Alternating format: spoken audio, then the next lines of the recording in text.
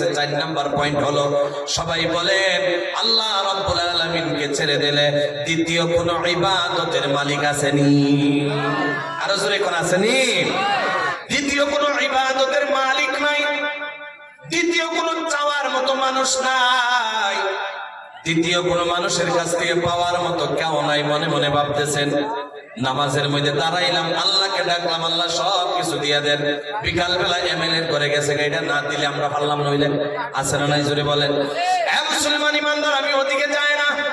বলার মকসুদ হলো আল্লাহকে ছাড়া যে দ্বিতীয় কোনো মাবুদ নাই, লা ইলাহা ইল্লাল্লাহ, আল্লাহকে ছাড়া যে দ্বিতীয় কোনো মাবুদ নাই, লা ইলাহা ইল্লাল্লাহর দাম আছে না নাই?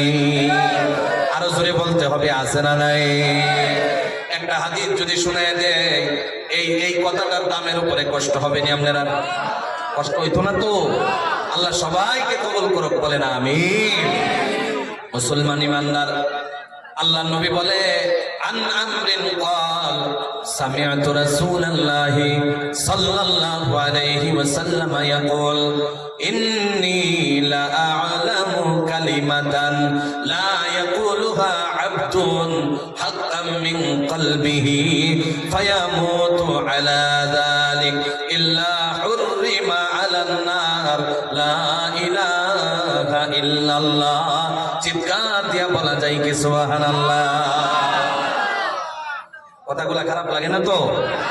আল্লাহ রাব্বুল আলামিনের নবী বলেন, হযরতে আনাস রাদিয়াল্লাহু হযরতে আমার রাদিয়াল্লাহু তাআলা বলেন আল্লাহর নবীর কাছে শুনলাম, নবী বলেছে ইয়াকুলু ইন্নী লা আ'লামু কালিমাতান, আমি এমন একটা কালিমা জানি যেই কালিমাটাকে যদি হাক্কান মিন কলবিহি, যদি কোনো মানুষ সত্য মনে করে এই কালিমাটাকে পড়তে পারে, আর ফায়ামুতু আলা যালিক, আর ওই অবস্থার মধ্যে যদি মারা যায়, আমি নবী বলতেছি ওই বান্দার জন্য, ওই বান্দির জন্য ইল্লা হুররিমা আলান নার, ওই বান্দার জন্য জাহান্নামের আগুন হারাম হয়ে যায়।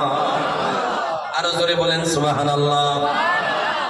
জাহান্নামের আগুন হারাম হয়ে যায়। ওই কালিমাটা কোন কালিমা? ওই কালিমাটার নাম হলো লা ইলাহা ইল্লাল্লাহ। জবান খুলে লা ইলাহা, আরে সুরে বলি লা